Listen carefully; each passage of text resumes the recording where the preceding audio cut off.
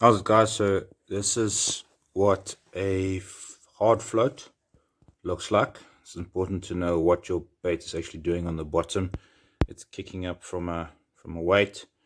There's a little banana backing dough thing on there, the back. That's a hard float on an 08 on a 9-pound line. So it kicks it up quite comfortably.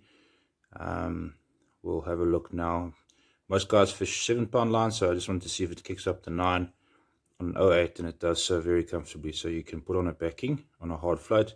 Let's see what the SB bleeder does. I'll put on a peach bleeder and see what that does. Okay, dropping in the Paddy's peach bleeder on an 08. Kicks it up nicely. Remember, a soft float is not as buoyant as a hard float. You can see the flavor bleeding out.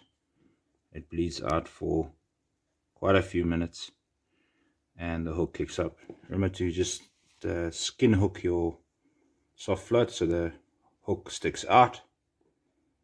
Okay, so that's not as buoyant, more like a critically balanced bait.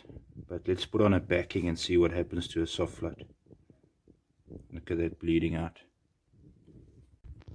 Okay, now I have a Paddy's peach bleeder with a dough backing. Looks like that. Let's pop it in and see. Still kicks it up. That's good to know that a single soft bleeder, SB bleeder, can still kick up a dough. See, it's quite heavy in the water, so not as buoyant. So maybe when there's a bit of a wind and you don't want your baits moving too much, you can anchor them a little bit with a dough, or you can just use a number 1 or number 2 hook. Then the bait will sink. You don't always want your bait to float. So that is what it looks like.